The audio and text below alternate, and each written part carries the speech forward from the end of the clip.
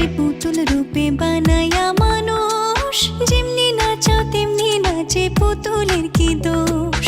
ছায়া বাজি পুতুল রূপে বানায়া মানুষ, যেমনি নাচাও তেমনি নাচে পুতুলের কি দোষ। যেমনি না